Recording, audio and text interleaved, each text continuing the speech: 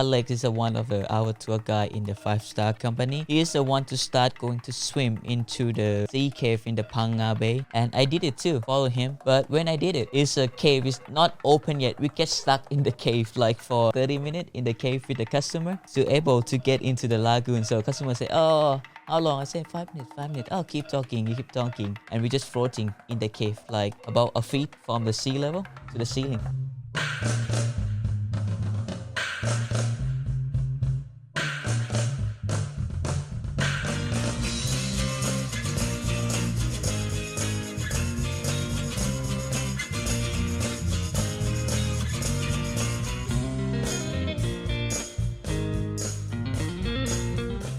Welcome to the Fruiting Body Podcast with your host, Brendan. Today we have a legend of a guest. It is Charlie Madsatul. Charlie is a main speedboat tour guide for Five Star Marine. Now, Five Star Marine, they are our sponsor, but today, actually, I reached out to Sean and wanted to bring a tour guide on to kind of tell that story of growing up in Phuket, Thailand, and transitioning into becoming a tour guide for this whole Phang Nga Bay area. So today, if you're watching this episode, it's going to be primarily targeting and explaining what you can expect from speedboat tour guides in the area of Phang Nga, the difference between these luxury speedboat tour companies like Five Star Marine versus, your traditional Thai companies as well. What you should avoid, look out for, all those red flags, do's and don'ts. It's going to be packed with that information. Also, we're going to focus on Charlie's life and learn a little bit about what it was like growing up in Phuket and, as I explained, how he transitioned into this career path. If you're tired of listening to me ramble, we have timestamps below. They go to different chapters of this podcast. You can navigate and find the content that you're looking for. A little bit about who we are. We are Fruiting Body Podcast. Our company is Fruiting Body Mushrooms. Everything is released now. We got lion's mane, reishi, cordyceps, some nootropics products as well, and some mixed mushroom complex products. Right now, it is on Lazada. I think it might be live on our website, but you can purchase it on Lazada. Links in the description below if you're interested in that. And again, it helps us support. Now, before we get started, we're almost at 5,000 subscribers on YouTube, I believe. So give us a subscribe, hit that like, and without further ado, we're going to get this podcast started. Okay, so first of all, thank you, Charlie, for joining us today. Much appreciated. Yeah, thank you very much too. Yeah, sorry, I talk a bit too much in the intros. They go on and on and on. Oh, that's fine. You got your lovely five-star Yes. Marine shirt on as well. Yeah, thank you. And as Sean reached out to us, well, we kind of connected, and we thought it would be interesting to do this podcast about, an actual Thai person that's a tour guide on the boats, your boots in the ground, and you can really dig deep into what people can expect from these type of tours. Just to kind of tell the audience, just because Five Star's sponsoring us, this isn't technically, I'm trying to say, like, shill or plug, Five Star in that way. Or actually generally thought this would be a good piece of content, having a Thai tour guide on and really explain what's going on that side of the world and in his life. So to begin the podcast, before we jump into the whole Five Star stuff and the private speedboat tours and what people can expect, let's just go back a little bit. You told me your parents were originally from Phang Nga. That's where you were born. Can you just walk us a little bit about, growing up in Phang Nga and moving to Phuket and a bit about your life story? Oh, that's okay. So actually, I was born in Phuket, but I was moved to Phang Nga when I was born like for 6 months because my parents is not able to treat me. So I just go to Phang Nga to grow up with my grandpa and grandma. So when I was like 4, we just moved back to the Phuket because my dad just able to taking care of me now. And then just grow up the most around like by the grandma and grandpa and my dad. And when I was like 8, so my dad and my mom just breaking off. So just stayed with my dad. And then I become like the tour guide for Five Star. It was kind of a little bit accidentally because my friend just called me in the last minute, like before we go to working. He said like, Charlie, we got a free boat. So you free? Come, please come. I know you can do it. And I just come. That is the start of my life to working for Five Star. So your friend was looking for some additional help before you went to Five Star. Yes. So actually, my friend, he is study together with me on the university. He's a not. He's a manager of the boat manager at the five-star marine. Which university did you go to in Phuket? So actually, it's not really university, but it's like of the college. It's a Like a vocational yeah, school. yeah, I like that. But we can just like keep studying from the vocational certificate until to the bachelor degree. What is the Thai education system like? So did you go to public primary Thai school? Yes. And where was that located? So like when I was going to the school, the first I go to the we call Thesabal Mueang Phuket. It's a one of the school in the Phuket city. I was there until like I was 12, and I moved to Chalerm Pakia to a little bit of higher grade, like 7, 8, 9, and that is the time like to changing. It's also like because I become to be a tour guide. It's also follow my dad. My dad say just like, oh, you're good in English, you just go get a tour guide. But beginning, I want to go to be like the chef or cook like that. I like to cooking the food, but I cooking very bad. So my dad say like, "Oh, you're good in English. Your brain is remember everything is so fast. So you should try. At least you got English, so you can do anything in the future. You know, like that." Was your dad a tour guide as well? No, he's an engineer. An engineer. And Yes. Was he working like civil engineer, or was he on working with the boats? Actually, he working in the kind of like the hotel system. It's, for now, he's gonna be like the chief engineer now. So he take care like a bunch of the hotel in the group together. Just going to give a quick shout out to our sponsor, 5-Star Marine. They're sponsoring this podcast. They're allowing us to produce this on a weekly basis. So a huge thanks. We're very grateful for them as well. If you want to understand who 5-Star Marine is, they are a VIP speedboat tour company that you can 100% charter to yourself. That advantage of that I find in Phuket is if you're just jumping around and, trying to find these speedboat tour companies, they might take you to islands or places that might not be of interest to you, and maybe you can save them on gas. But 5-Star, they allow you to kind of cater your own trip and go where you want to go and really create that whole tour of what exactly you are looking for specifically. So go check them out. It's at 5-Star Marine Phuket. I believe Hans will put up a QR code over here as well. And that's a huge shout out to them, and especially Sean Stenning. And they're doing also great stuff on the island in terms of Living Waters Phuket, a lot of charity stuff. And they were responsible for feeding the island of Phuket during that, previous situation. So a big thanks out to 5-Star Marine for making this possible. When you are going to public school in Thailand, now, I lived in China, so I understood the Chinese system. It's just very test. They really, try to make you memorize the content to be able to pass the test, and the top of the class that passes those tests, they go to the better schools within China. How does the Thai school system work exactly? Yeah, it's kind of same, but I can say just until you be in the high school, like after 15. So about the school is gonna be different because high school, the most of the people I know, they try to teach you about your like thinking system more, like to be solution of the problem when you get older, when you get in the working, something like that. But under 15, everything is like for you go study, remember, test, like that. You get a better grade, you go to a better school, something like that. And then you're kind of upgrading in these schools within Phuket. Is there ever the opportunity that they upgrade you to another city like Bangkok? No, because I don't really interesting about the thing like that. I just worry about my grandma and grandpa when I was young. Like, oh, I don't want to leave them. I want to stay Phuket because when I have time, I can go to see them often. Now, when you're growing up, and again, in Phuket is very different than cities in Bangkok or Chiang Mai. There's different job opportunities. When you were growing up, you said, okay, your dad said you speak good English. Maybe you could be a tour guide. Most of your friends that you grew up with, what type of career paths did they go towards after school? It depends. You have to make like a timeline. When you was young, you get into high school, you get into college. So it's all different.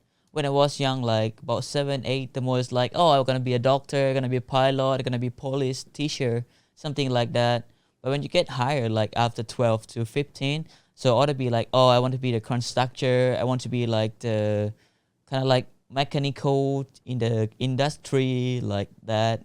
more it's gonna be some like, oh, I'm gonna be the flight attendant, I'm gonna be like pilot. It's gonna be more like that. It's gonna be more like multiply working that is the kid looking more. Yeah, making things much more simple. So as a child, you grow up, most of them, you have these dreams for maybe greater jobs, a doctor, a politician.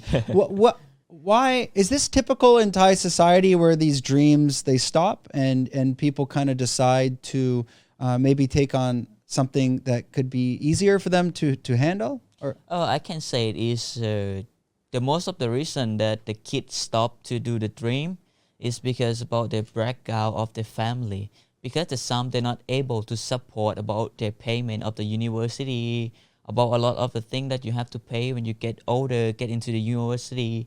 Like it's a ton of the money. Like I know that when I was like 20, because I just working on Monday to Friday, and Saturday I go to the university to study. So I know there's a lot of money to spend on the university, to spend on the education and everything. So many of the Thai family, they're not really able to support that. So that stopped the dream of the kids. yeah, I never thought of it that way, especially like if you want to be a dentist. You need to be at school for 10 years, and during those 10 years you can't be making money because you need to be studying, right? Yes, that's right. I never thought of it that way. That's interesting, and maybe the listeners, that's something, again, that's, I never thought of it in that kind of perspective. Most of your friends that you grew up with, what type of jobs are they doing now in Phuket? What's available for people like yourself? So for my friend that we keep in touch now, the most of them is gonna be working for the tourist company. There's some like the operator, there's some like the tour guide, there's some like the captain, some like working like kind of like the driver for the company. Most of them like that now. And others, like maybe, are they going into the hotels, maybe working in restaurants? Is this usually like coming at a school, at a Thai public school in the universities in Phuket? This is the type of career paths that are available. I can say it like this because when we study in the university, so about the subject that we study is about the tourism. So the most of my friend anyway they go to about the tourism, like the tourist company or maybe like the tourist agency. Like they send the customer to that company, this company, go that company, something like that. More we don't very able to try other kind of the career like the hotel or restaurant because the university that force us to do that, that making us to do that because every 6 months or 5 months that we have to go out to internship. So if we're not going to the company, that is the same way of the subject that we study. So the university, they will not approve it. Okay, understood. Now, as you're growing, how old are you now? It's 25. 25. So you're still young. Yeah. I'm 37, but I look about 100. As you're growing in your career, and we'll get into this because you have worked for other touring companies. So we'll explain the difference between maybe working with these luxury companies versus the traditional Thai companies, and what are the differences, what you can expect. The question more is, when you're going through your career path, do you have a big goal for yourself, maybe to own your own touring company? What do you see for yourself in the future? So I have to say is the first few years that I get into this career. So I have no idea. I just go enjoy it, get money, spend money. That's it. That's what I think. That is what I thought in the past. So when I get older, like I'm start to working for 5-star Marine, I kind of like have the mindset like, oh, I'm gonna work here for a few years and getting something better to get more experience. But Sean, I don't want to leave you yet. And I think that's expected with every employer. Yeah. As you're young and growing, like, we all have our experiences and we move around and whatnot. I mean, do you see yourself creating 6-star Marine one day? No. I have no idea yet. Yeah. Okay, interesting. So let's jump into it now. Tell us your experience, your first working experience as a tour guide. Tell us some stories. What was that like? Yeah, so I can say it like the first experience like the tour guide is have to go back about when I was like 18. That is the first time of the university that let you go out to make like the internship with the company. So my first time to be a tour guide on the boat, like the real tour guide, just not like the tour guide assistant. I was go to the Kai Island from the Phuket like 15 minutes, and I make my customer gone on the island. I can't take him back. Oh, you forgot them there? Yeah. Okay, so this now you're doing speedboats or longtails? That is by speedboat. Okay. Yeah. So now is this like the first day, the first week? Oh, that's the first day. First day. It's like very bad. It's like bad experience. What did your boss say? Oh, just walk around, like spend like 30 minutes on the island going around, but it's just a small island, like maybe 100 square meter there. But I can't find them because I forgot how they look like. Because when I was young, I not very focused on what I working, you know. So it's just like, oh, it's fun, walk around, get some stuff, go to the water. So where's the customer? Oh, I don't care. Something like that. It's kind of, again, when you're young, you want you get your money, you get your paycheck, you enjoy your paycheck. Is this normal living in Phuket as a Thai person? Are a lot of similar friends kind of, we say in English, like living just hand to mouth, meaning do we have saving plans? Are we just making money to live the weekend? Can you explain like this mentality of that lifestyle? I have to say it depends on the people, but personally, I can say for me, I'm kind of like the bad habit because I never touched a lot of money before because my family is not very good to spend a lot of money to me. When I touch a lot of money, so I kind of like spend a lot because I make it myself, so no one can control me. Many of my friends was like that too, but when we get like about the 19, 20, when we get into the seriously company that we have to working very seriously, when we get the tour guide ID, so everybody like start to be thinking to save the money.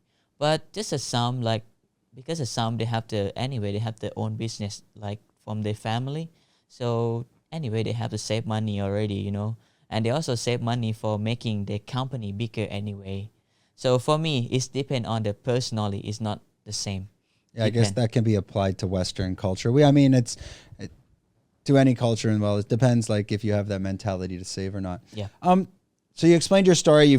We'll jump back to. I'm kind of jumping around here, which is great about a podcast. We can do that. Yeah.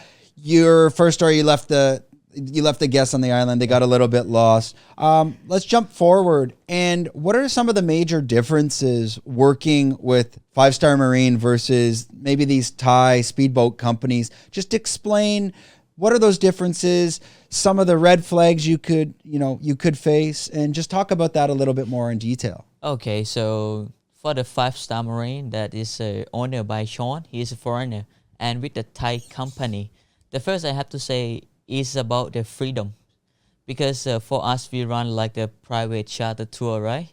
But the other they like to run the joy tour. So for them, we have to do everything, follow the routine. Everything have a timing, like we go on the Maya Bay 1 hour here, and next we move to Pilate Lagoon, something like that. But for Five Star, we are different. So we are coming to the pier and we talk first. So like me, in the morning, I go to talk with the captain team, with the crew team, like, what's gonna plan today? So how we can deal with the water level? So we should go here first, or we should go there first to avoid from the crowd. Because for us, we are private, so we would like to take the tourists to the real private, so as possible as we can away from the people, you know. This is a thing that is different from the Thai company. Yeah, and you're actively how to explain? Like, are you watching or trying to understand maybe where do you think the other companies are going today to avoid them? Yeah. How do you know where they're going? Because we have experience, like all the crew team, they also work on the company like that before. Like me, I also work on the company like that before. So we know the routine. So the first we check the water tide, the water level in the morning. So we know like, if you go here, so you have a time like 5 hours from maybe 10 to like 3 in the afternoon, so you can get into the Pilate Lagoon. Because for the PP, Pilate is one is controlling the boat. Because if you cannot get into the Pilate Lagoon, the most of the customer will complain you, because that is one of the highlight at the PP Island. So we know that very well. So we can see like, if you go here, so they're gonna go here first. So we can a little bit go late from them, maybe like 2 hours or 3 hours. So they're gonna go on already. Yeah, they don't want to show up and have like 1,000 people. They want Yeah, to get of their course. picture. That's an interesting point, at least so the timing is made so it's more convenient for the guests to handle as well. What is your craziest story as a tour guide working for Five Star that you can share with us? Oh, crazy. Not really, but I done some crazy stuff like if you know Alex is one of our tour guide in the five-star company. He is the one to start going to swim into the sea cave in the Panga Bay, and I did it too. Follow him, but when I did it, it's a cave. It's not open yet. We get stuck in the cave like for like 30 minutes in the cave with the customer to able to get into the lagoon. So customer say, "Oh, how long?" I say, 5 minutes, 5 minutes. Oh, keep talking. You keep talking. So he said, "Oh, it's okay, it's okay." And we're just floating in the cave, like about a feet from the sea level to the ceiling. That's it. And we're waiting about 30 minutes to the cave open that we able to get in. You're waiting for the tide to go down? Yeah. Are you able just to dive down and go through, or? It's kind of like that cave is kind of like a little bit low. So if you can do that, you have to can hold your breath very long. Okay. I can say that. Yeah, and unless you're a free diver, you're probably going to end up having some problems. As people are going around and your customers approach you in the morning, before you're going out, what are the common questions they're going to be asking you about their day? Oh, it's the number one question is, they have a lot of people on the island? I can say yes.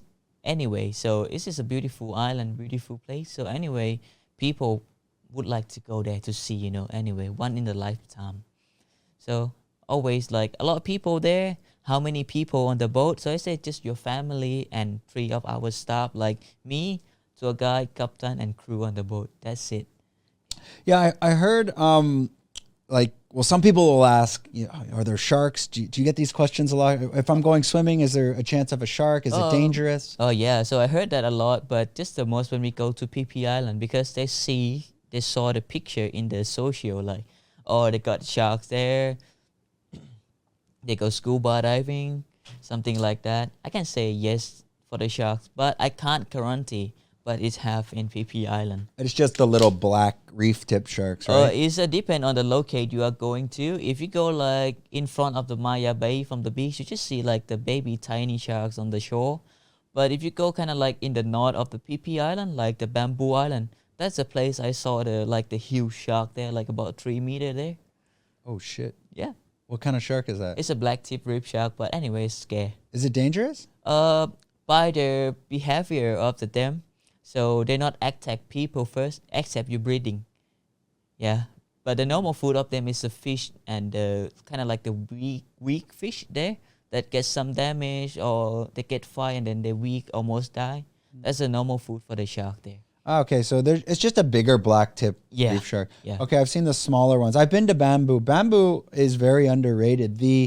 Now there a lot of people show up there for the boat companies, but the snorkeling there is amazing. Yeah, of course. Yeah, I didn't realize like we had a longtail take us from Maya Bay. Yeah. I was staying at Koh Phi Phi. Sorry, it took us from Koh Phi Phi and we went to Bamboo across. And wow, amazing. Yeah, amazing. Yeah. So I can say because over there is not every day you can do snorkeling. You have to waiting about the nip tide of the day, or maybe like after half moon, a few days. That's a perfect day to go to the sea. The current is smooth. That day you can do snorkeling there. If you go like in the full moon, that the day is the current very strong. Oh, if you jump here, you go up over there, like 5 meters away from the boat. Yeah, kind of like that. Yeah, it's like that in Koh Lipe as well. If you're going scuba diving on the full moon, the current's just too strong. You cannot go as well. What are your kind of top 3 destinations when you're taking off from the pier that you personally love to go to? Oh, I can give only one. It's the number one. It's Koh Ha and Koh Rock. It's about 2 hours from the Phuket to there. Oh, Koh Ha. Koh Ha, yes. The one but down by like Atlanta almost. Oh, yes. Okay. So the one is Koh Ha and other one is Koh Rock. But actually, if we do the tour to Koh Ha and Koh Rock, we do together, right? So that is number one I can give it. Because if you go to Serene, it's so far away on the van to get to the pier. And also 2 more hours on the boat to the Serene Island. But Serene Island is always exceptional. That is always beautiful. But if you don't like to go very far like Serene Island, I can say Koh Ha and Koh Rock is the best. The coral is very healthy and you can spend like 3-4 hours snorkeling around Got Rock. Like you will not get bored about it. It's everywhere. It's nice coral, healthy coral. It's a lot of fish everywhere. Yeah, I haven't been to Koha. I've meant to. It's difficult to get to.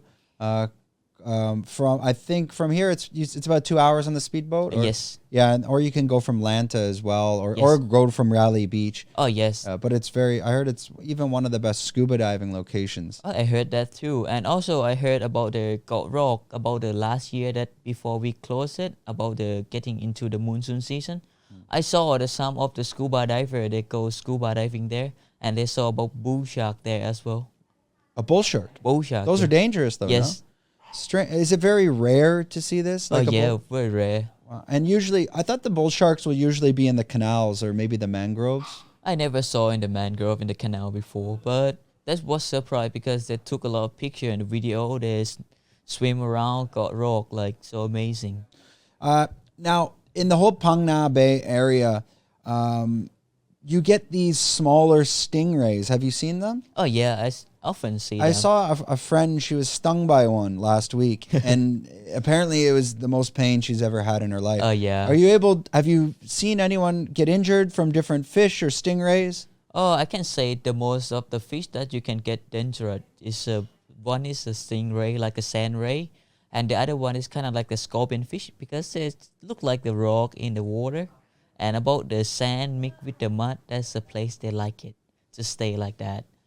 One of our team when they was there, they got stung by the one of the kind of like a scorpion fish, and he was crying. I never saw he crying before. He's very strong guys, but he was crying and he's like lay down, can't move, and his leg like getting bigger a lot.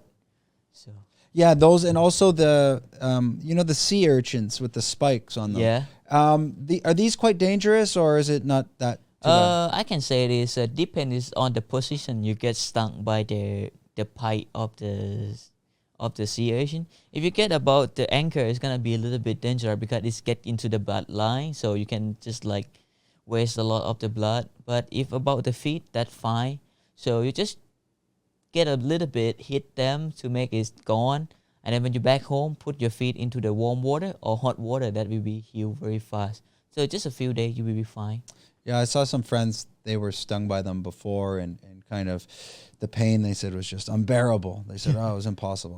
I don't know. But you see them everywhere when you're snorkeling and, Yes. and scuba diving. And do Thai people, do you eat them as well? I saw that it's coming back to very famous to eat them, but I can say it is different because they just try to compare with the uni from the Japan, right? Yeah.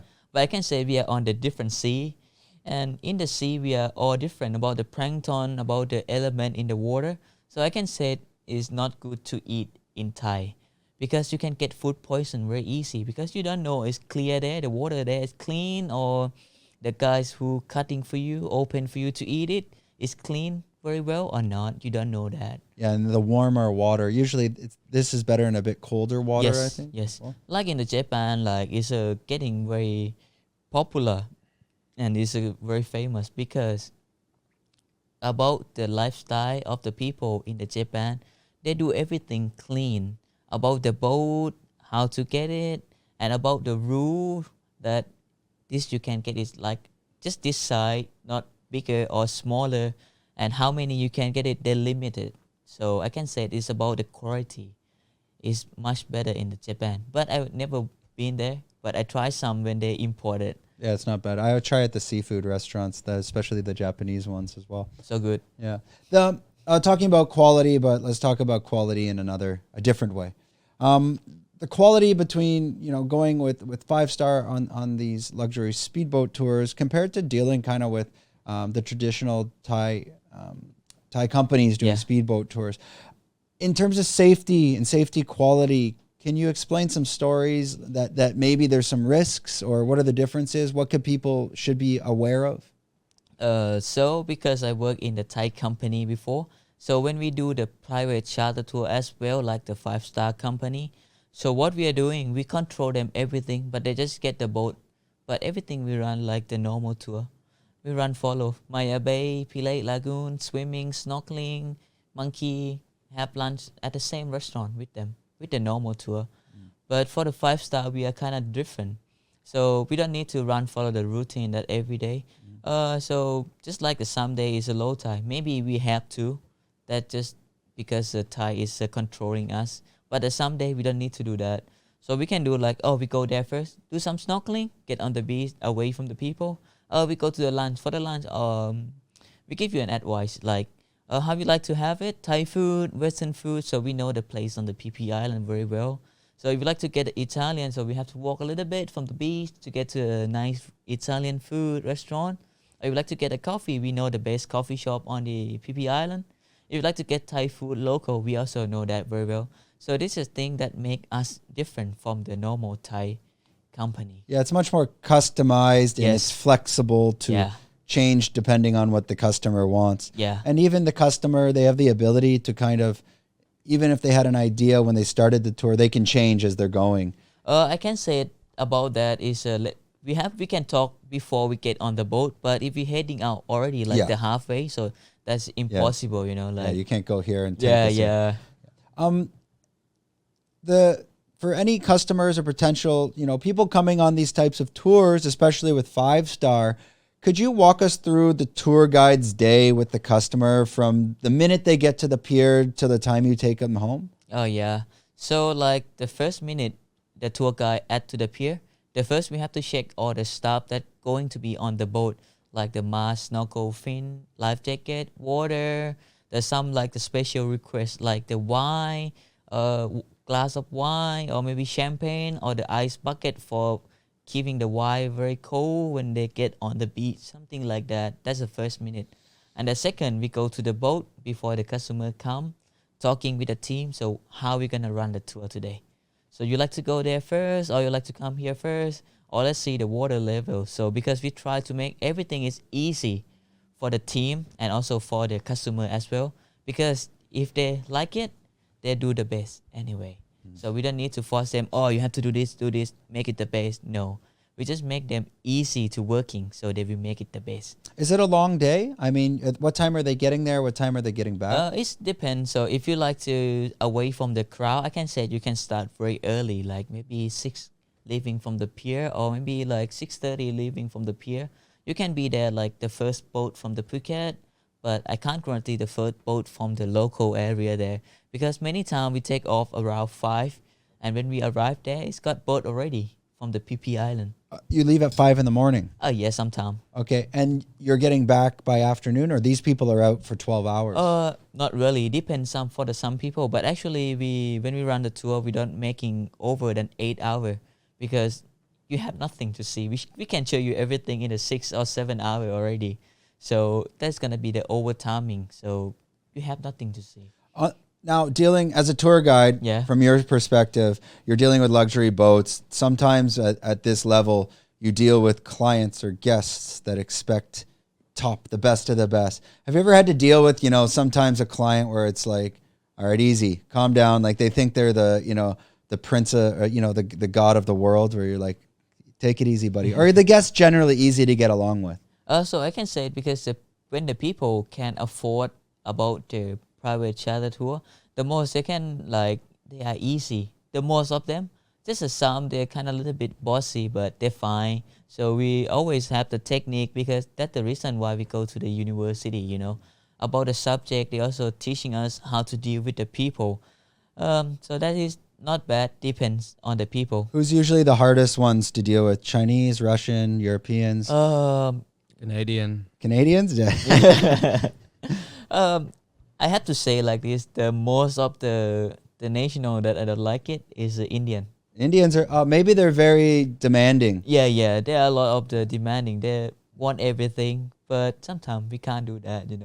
Yeah, no, I mean, if you've lived in the world, planet Earth or Asia, Indians can be a bit demanding sometimes. Yes, something like that. Yeah, so. It's a little bit hard to deal with the Indian because sometimes they're kind of a little bit like, I want to go there, want to go there, want to go there.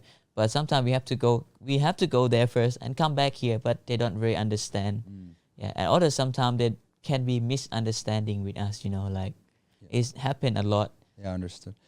Now, typically your day, you're getting up in the morning. You gotta. I'm guessing you got to be up at 4 o'clock or something at least, maybe 4:30. Not really. Depends on the day because every day we got a different boat, different tour, Yeah.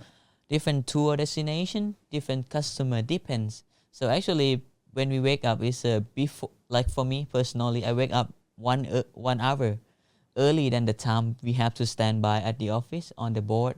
So I'm gonna take a shower like 30 minutes, take a ride about 30 minutes on the way, stop on the shop, get some breakfast and tea in the morning, and then go to the working.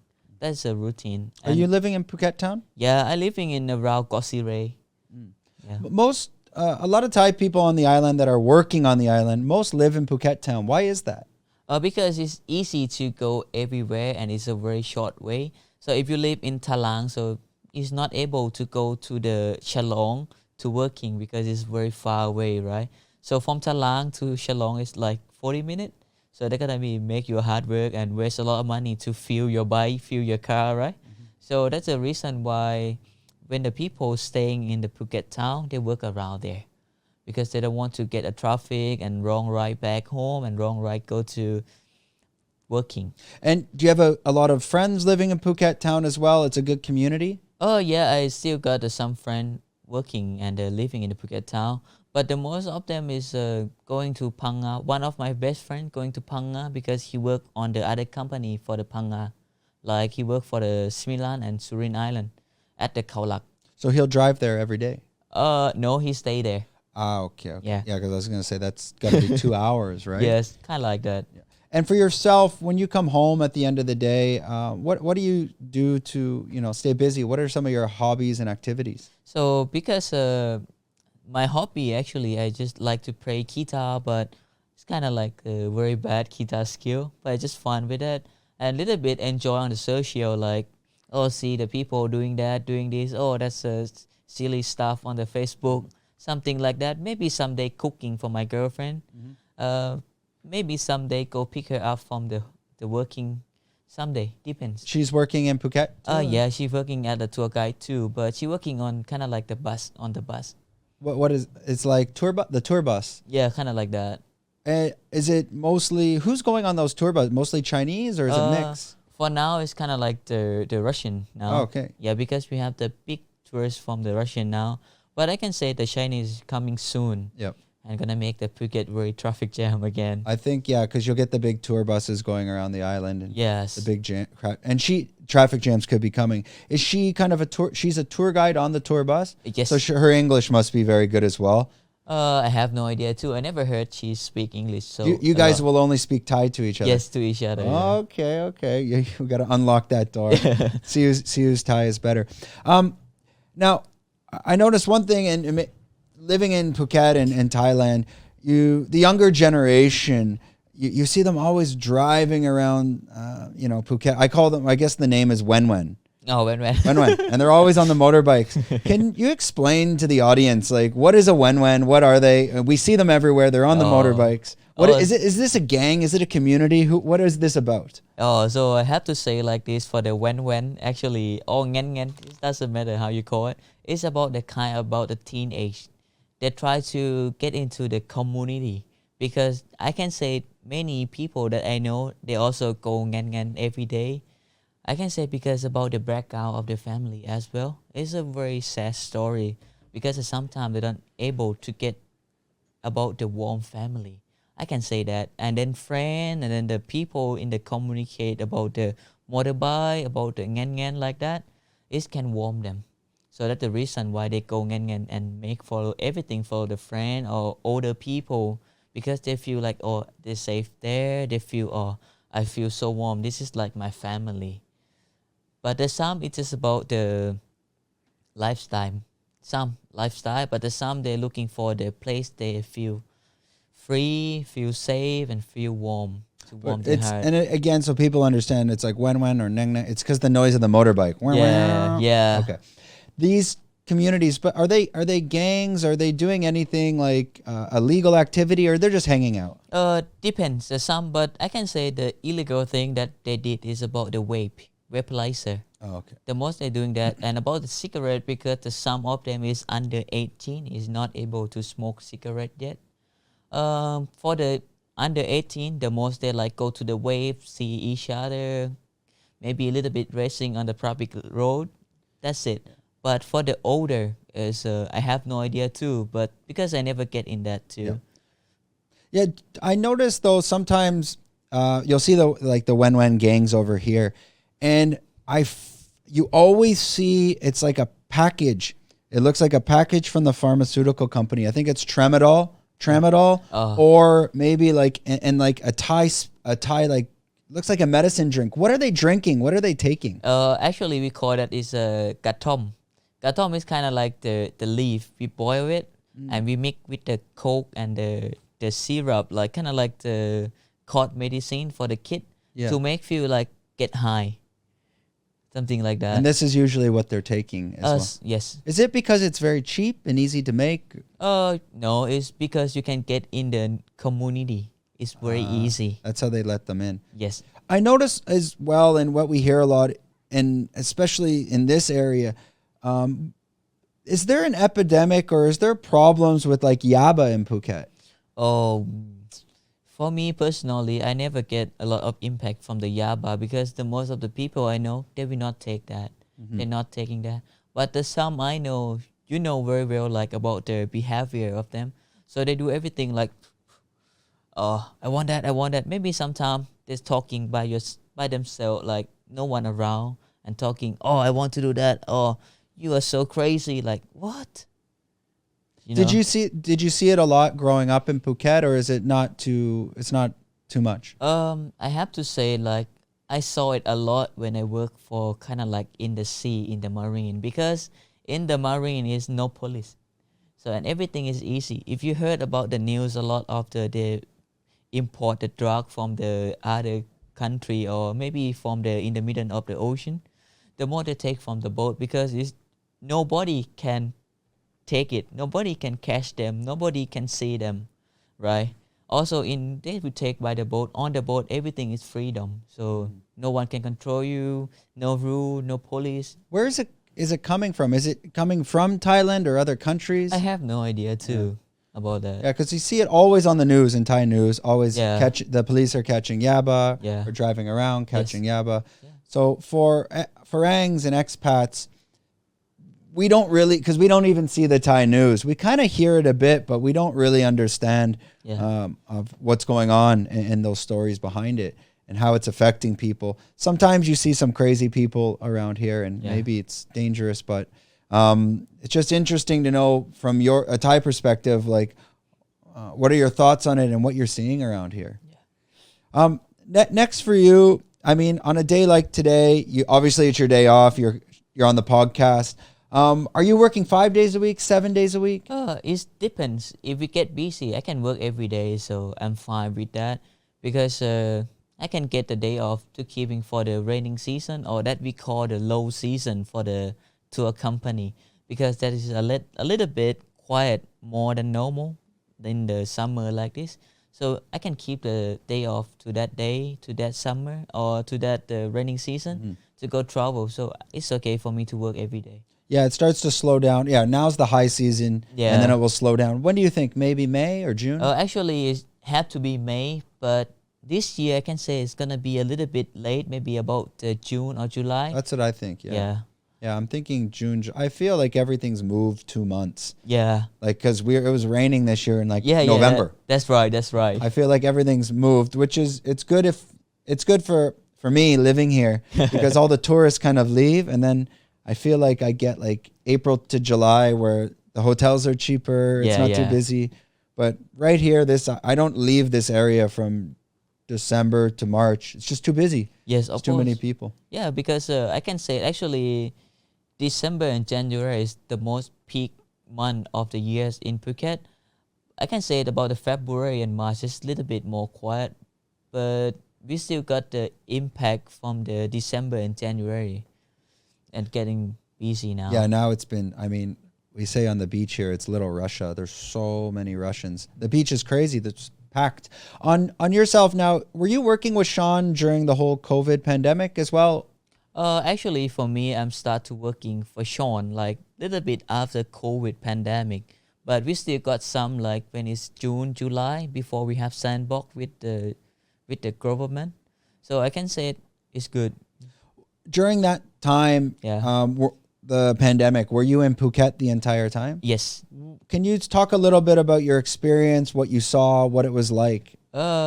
That is a thing I never saw in my life before. To locking myself into the house and I can't go anywhere. If I want to go out, I have to put the face mask on. That's a thing I never saw it before. I thought it's gonna be only in the hospital. That, but for me, I have to say like this: I luckier because during COVID pandemic, I'm still study. I just do the online class in my house. That's it, and just maybe a little bit go in the front of the house, a little bit planting the vegetable, do the something different with the family more, something like that. I don't get a big impact from the COVID pandemic. The people in Phuket at that time, because you're in Phuket town at this point, yeah? Yes. Could you see them? Was it difficult? Were they struggling? Was it like issues to get money to be able to survive? Oh yeah, that is a big issue for the people. I can say this: some people, if they don't plan before to have a backup money, so there's a big problem for them because we have to lock down ourselves in the house like maybe a few months, right? So if you don't have enough spare money or the backup money, so you can't survive because about the help from the government, that's not enough. You have to survive by yourself, like. Anyways, because we're locking down, right? But about some grocery store or the delivery people, they still can work. So we can order, but that's still to use money. What did the government provide as well? They're providing money every month? No, they provide about the need food like the life bag, something like the rice, the instant noodle, oil, eggs, something like that. I think it's a bag for person in the house. So it depends how many person in the house you have, how many member of your family. Were they giving this to you as well? Yes. And did everybody need these life bags? Like if the government did not provide them, would it have been quite difficult? I think everybody need it because we are survived by the rice, right? We eat all the meal by the rice for the Thai people. I think for the government is a little bit late for the life bag, but that's okay, better than nothing, you know. But there's something that is I can say there's something they provide for us is a thing that we don't need it, kind of like the seasoning about the fish sauce. Anyway, in every house they have it. Oyster sauce, maybe there's some like the thing, that stuff we have it in every house. I can say they can replace from that to be the more rice, that will be better, or more eggs will be better. Well, let's hope we don't need that again. And Yeah, I hope that's so. finished now, right? I hope so. Yeah. Yeah. On a lighter note, I saw that you did a documentary with CNN on Maya Bay. Oh yeah. Can you talk about that experience? So actually, in that experience is the first experience for me on their camera. So I kind of a little bit very very nervous about that. I worry about too. I'm gonna say something mistake, gonna say something bad, and I have no sunglasses on, and just like they can see my eyes, so I feel not comfortable. But it's different. So it's just like break the wall for me, like because I'm making the wall about to get on the camera like this, so I'll be not very comfortable. But today it's different now. When you're working with them, what was your job with that documentary? You're just explaining Maya Bay and what was going on? So actually on the point for me that we are working with the news reporter, for me it's about to showing them how different between live coral and dead coral underwater, whereas we go snorkeling. So the result is like where we go to try to looking for the dead coral, that is much more dead coral than we expecting. It's just like everywhere dead coral because the damage from the boat, damage from the people step on it, the damage from the anchor because there's some people they not very aware about the environment, right? And about the some they don't care about the rule. Even we have the mooring to controlling already. Like you can't enter there. You have to stay outside. They still go inside. Yeah, the government closed Maya Bay for I think 2 years. It's about 3 years and 8 months, something like And that. now is it completely open and crazy again? Not really. Not They're like controlling before. Yes, because the rule is coming out for the Maya Bay is allow you to go on the beach, walk to the water a little bit, maybe a feet or the feet and a half deep of the water, so under the knee. But you really can't swim there. When you try to go to swim or go deeper than a meter, so you have the park ranger blow the whistle and call you back on the beach. And they're not letting the boats come into the bay now. No, you no have to more. come from the back. Yes. And then go through the kind of cave. No, it's just like a little bit grab between the mountain. Yeah. Yeah, and then you walk like 5 minutes to the beach. The lineup and the amount of people to go through this entrance must be crazy. Yeah, it's depend on the timing. Like I told you, because we know, I can say it about 10, 11, 12. That is the most craziest time that I ever saw it. Everywhere boat and on the beach, on the pier, everywhere people like crazy on the beach there. Yeah, it's glad to see they cleaned it up. The sharks were coming back during, because we were here during COVID, and you could really see it changing a lot. So it's good to see as well. Yeah. Okay, we're just about to wrap this one up. I think we hit about an hour almost. 45 an hour. 50. Perfect timing. So first, I want to thank Charlie for jumping on the podcast. I hope everyone got some great information about this. I'm going to explain in a second where you can get more information, and hopefully Charlie can be the tour guide as well. Yeah. So thanks a lot for coming on. 50 minutes, and I got to take a quick bathroom break. So it's the perfect time. Just before we wrap this up, I'll leave links in the description to 5 Star Marine. And again, a special shout out to 5 Star Marine for sponsoring this podcast. They help us with the production to make this happen and continue creating content like this every single week. Let us know in the comments if there's any guests you want to bring on. Let us know your thoughts on this podcast as well. If you want to find them quick, it's on Instagram at 5 Star Marine Phuket. Again, links are in description.